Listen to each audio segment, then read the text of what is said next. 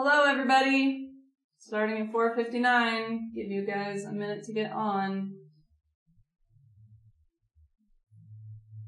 We have volume this time.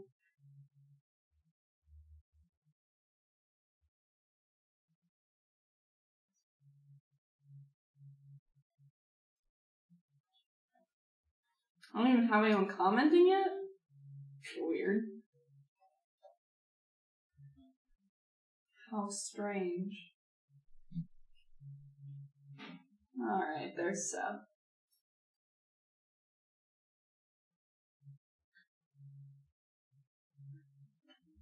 Oh, I hope the sound works on my video. Alright, it is 5 o'clock, so we're gonna get going. Today we are talking about tank gauging. Okay, so what you guys do on a daily basis, right? Here we go. Some of you have probably seen this video before, but it's a good video about what we do, so we're gonna watch it.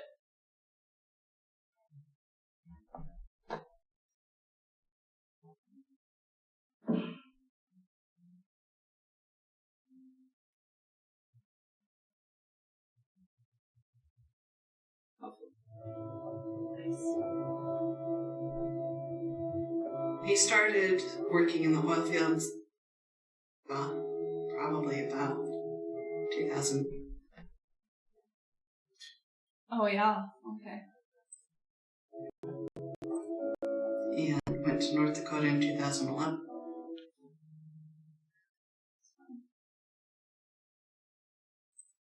And then down to Oklahoma.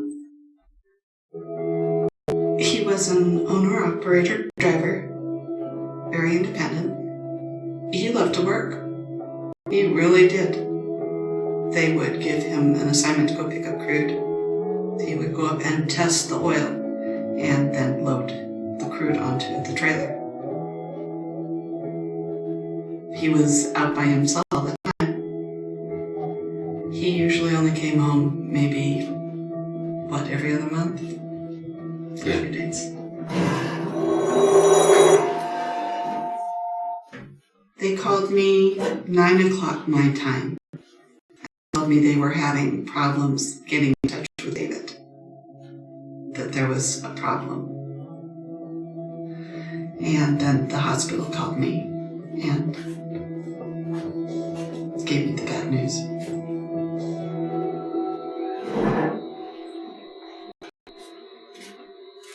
Oil and natural gas extraction workers are no strangers to hard work. The hours can be long, the work can be physically demanding, and often involves travel to remote locations. There are over 500,000 workers employed in the industry, a workforce that is critical to the energy infrastructure of the nation. Some oil and gas production workers are responsible for measuring or gauging how much oil and water is in the storage tanks. These workers often manually gauge the level of fluid by lowering a device into the opening on the top of the tank called a thief hatch. This may be done dozens of times in one day. Oil haulers also collect and test samples of the oil, called thieving, to determine its quality before loading it onto their tanker trucks and transporting the product to a terminal, railhead, or refinery. If done manually, the hauler will lower a tube into the thief hatch and then perform a series of tests on the oil before beginning a fluid or custody transfer. For workers who gauge and thieve the oil, the weather can be severe, the shifts are long, and many work at night and alone. Being away from home is tough in itself. And then you have to deal with all the risks that are involved in hauling crude and buying oil. They're out there in all kinds of weather. You've got big heavy equipment. You've got slip hazards. You're up there on a catwalk. But the gas was the main thing that they were worried about. Cindy's husband David owned his own truck and had been chasing the oil boom since 2010. On March 20th, 2014, David arrived at a tank site. He climbed the catwalk, opened the thief hatch, was overcome by gas, and soon after was found by another trucker, motionless. He was always very, very careful. I know he was not looking to pass that day. And it just really hurts to think that he was alone. From 2010 to 2014, there were at least 9 worker deaths associated with exposure to a mixture of hydrocarbon gas and vapors and insufficient oxygen when the thief hatch was opened. The victims, aged 20 to 63, were found alone, collapsed on the thief hatch or on the tank catwalk or stairs. And here's why. When a thief hatch is opened,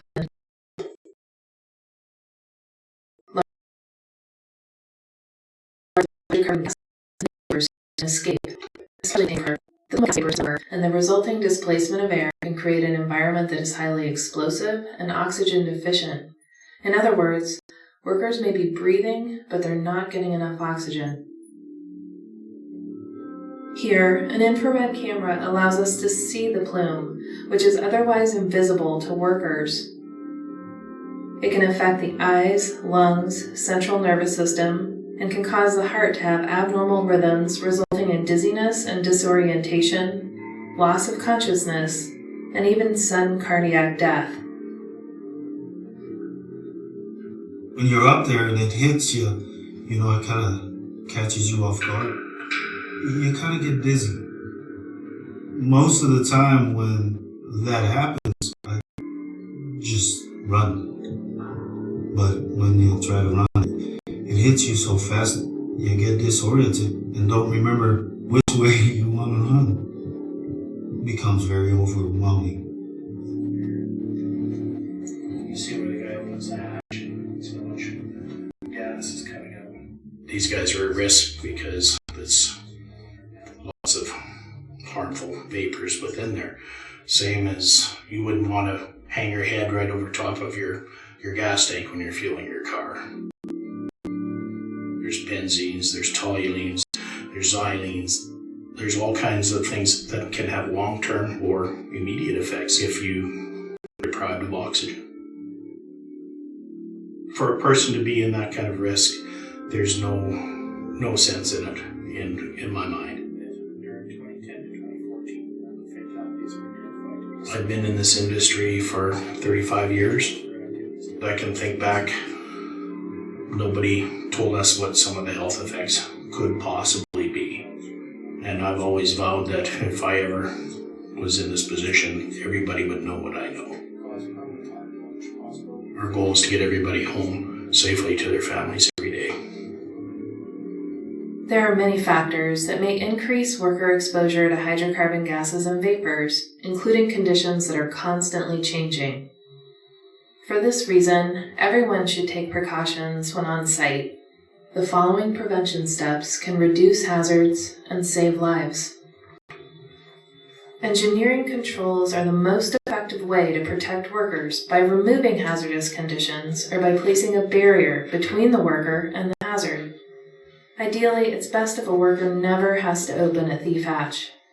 2 examples that employers are using include remote or automatic tank gauging systems use a wireless device to indicate how full the tank is. In addition, existing tanks can be retrofit with dedicated sampling ports or taps to replace manual thieving. Sample valves for the tank are located on the ground level. You can actually sample your tank from the outside instead of thieving it from the top. In October 2016, the American Petroleum Institute worked with industry and its partners to develop a new standard that recognizes these and other controls as safe and accurate methods for measuring oil without opening a thief hatch. The Bureau of Land Management has also adopted this new standard into its rules for oil measurement on federal and tribal land. The main goal is to get these guys off the tank where they don't need to be. If that saves one life, that's worth anything in the world to me. That to me is the ultimate goal. Additional safe work practices and controls include inform designated personnel when you begin and when you finish your work. Prior to leaving your vehicle, make sure you don't have anything with you that could spark or ignite flammable gas. Ensure personal multiple or multi-gas monitor is functioning properly, is placed within the breathing zone, and has been properly calibrated and tested. Monitors should be testing for the lower explosive limit and oxygen deficiency in addition to hydrogen sulfide. If multi-gas monitor alarms go off at any time, immediately exit to a safe area. Ground yourself prior to accessing the catwalk by making contact with bare skin on a metal handrail. Bleed off pressure from the tank by opening the main tank bleed-off valve if one is available, and leave it open for the duration of work. Determine wind direction using a windsock.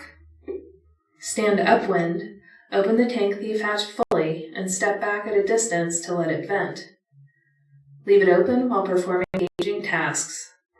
But beware that due to changing wind conditions, this method alone may not keep you safe.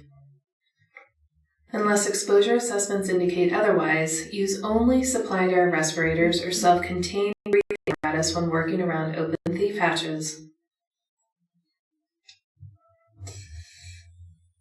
Half mask, full face, and powered air purifying respirators with organic vapor cartridges will not protect you from these types of toxic exposures and oxygen-deficient atmospheres.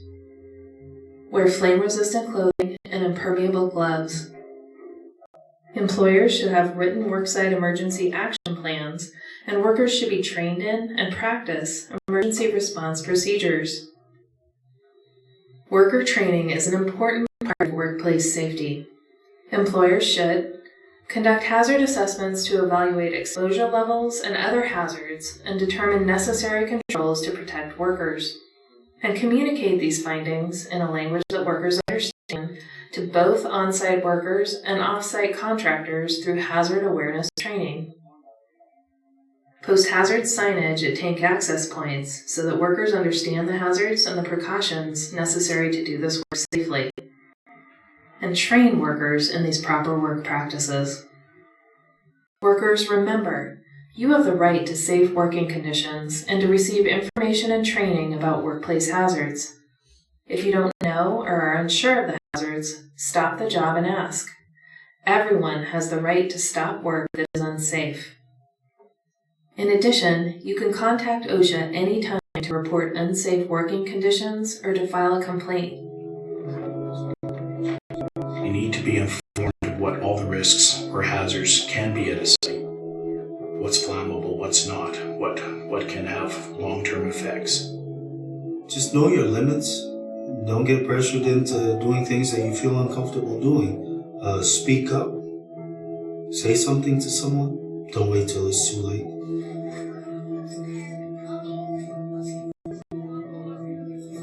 The family was everything to it. We have our 5 children, and we've got the grandkids and the wives, and we've got a really special family. They all miss him. At the end of the day, everybody wants to get home safe to their families.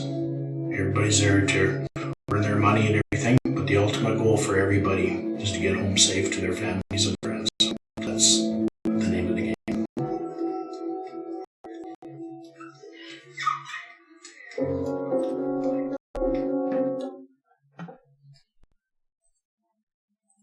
Like David said, Justin, yeah, it's kind of a sad video, but I mean, this is something you guys do every single day. It's easy to get complacent in something like this, and then, you know, things happen. Like, we had those 2 incidents that have happened while we've been doing just this. So it's, I mean, something we should go over, something that should be on our conscience every single day, every single time we're doing our jobs. So I'm sorry the connection really sucked in that. Nothing I can really do about that, so don't come after me. But we're just going to do a little review kind of on what we just talked about. So obviously when you open those hatches, you can be exposed to hydrocarbon gases, vapors, oxygen-deficient atmospheres, and fires and explosions. So obviously each location that you go to is going to have a different configuration. So exposure and explosion risks are all going to be different on those. So just make sure you're paying attention to that. You're aware of what's in the tanks, where the ignition sources are. Effects. It affects your eyes, your lungs, and your central nervous system, so your CNS. That's basically all the nerve pathways that connect all of those things to each other. When you open the hatch, it's called acute exposure. That's basically high concentrations over a really short period of time. Exposure to those 30 seconds or less can kill you. They also can have that narcotic effect, kind of what they talked about in the video, where you get dizzy, disoriented, and confused. So prevention for employers, we want to conduct exposure and hazard assessments, provide training, and verify all of our leasers and everyone subcontracted follows the same procedures as company employees as well. This is kind of taking everything we've talked about in the last few weeks, respirators, all that stuff that we've had in previous safety meetings, and kind of implementing it into what we do on a daily basis. So we've talked about engineering controls. Those are our first line of defense against hazards. So those types of engineering controls include remote or auto gauging and sampling, blow-down valves, tank sampling taps, and thief hatch pressure indicators. Right now I'm going to throw in our safety focus word on the pressure indicators. Vent the tanks. That's our safety focus phrase. Vent the tanks. Make sure you're letting those vent off before you do your work. So don't ask me again what the safety focus word, it's in there. And if you say there's not a safety focus word in your form, I'm going to track you down. Okay. Prevention on the worker's part. You want to make sure you're trained on HazCom, lone worker policies, proper PPE and respirator use, tank gauging practices and procedures, and emergency response and use and limits of 4-gas monitors. You guys must follow hazard assessment and our established work practices and procedures that we've laid out. Attend your HazCom training, be aware of potential ignition sources, and wear the PPE as provided and required. PPE obviously includes your FRs with the warmer weather. Again, you want to still make sure that's your outermost layer. Respiratory protection, make sure you're wearing that when it's required. And make sure you're still wearing your impermeable gloves. Those are required as well. If you have any questions about what company policies or procedures are, please stop and ask somebody. Again, you guys have the right and obligation to use stop work. That'll do it for tank gauging. This month's safety topic is care and resilience during COVID. So yes, we are still amidst the COVID pandemic right now. Continue to keep up with your personal hygiene, washing your hands, sanitizing your trucks, any shared spaces. We still have our pandemic plan ready to put in place if we do need to use it. And that'll keep us moving, keep the company rolling, keep us going smoothly. I dropped the ball last week. I missed a couple recognitions that I should have gone over. I apologize to you guys. Number 1 is Jason Karsten. You were nominated by LaDonna. I'm going to read this here for you. This was written by Alan from LaDonna. So, Jason, LaDonna shared her appreciation and admiration regarding your integrity with me. Quite frankly, that is what we look for in an employee, as it is the one thing that cannot be taught in training. The last 2 pay periods, you contacted her about overpayment. I also want to thank you for going above and beyond for the pumper when other drivers failed. This obviously helps restore our reputation. Thank you for your professionalism and integrity. Pass it on. So I have 25 points for store credit here for you, or LaDonna does, since nobody's come to my office to pick up their stuff. So you can go to LaDonna if you'd like. And then our second one I have is Tammy Hooker. We have nominated by Alan. And I'll read this here for you. Tammy, it was brought to my attention by Joelle that you noticed we were paying more for less product from a vendor. You communicated and rectified the problem. It's much easier to follow the normal path rather than put forth the effort to do what is best for the company, especially when the money doesn't come out of your pocket personally. This type of effort is what helps us succeed and have the best partners. Thank you for addressing this issue and taking it to the right person. Thanks, guys. You rock!